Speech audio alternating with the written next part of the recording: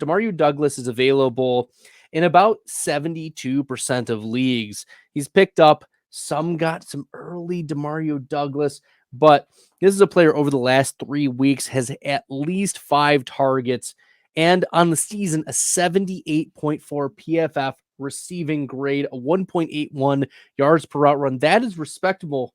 And we can't ignore what he's been doing. He's a top 30 wide receiver, given that Devontae Parker is out, given that Kendrick Bourne is now out for the season with an ACL injury. Demario Douglas is the number one wide receiver for the New England Patriots. So we need to be picking him up, especially if you need spot starts. Let's say that you have Tyreek or Jalen Waddle on bye this week. You have Rashee Rice on bye. Demario Douglas can step in and get you 5, 6, 7 targets.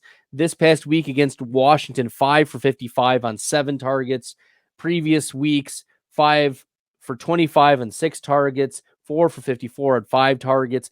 This is a player that has gotten schemed touches, not just in the receiving game, but also in the rushing game. He has at least 1 attempt in each of the last 3 games, and he's averaging 7.3 yards per carry on the season. So Demario Douglas is getting used everywhere, and we can't be ignoring how Bill Belichick is employing Demario Douglas. So let's get in on Demario Douglas on the season. He's 5'8", 192, 6th round pick out of Liberty, 4.44 speed. Demario Douglas is best player profiler comp is Shi Smith, but this is a player who's getting the opportunity with the injuries ahead of him on the season, a 26.3% target rate. We have to like that. And then a few other stats I wanted to share.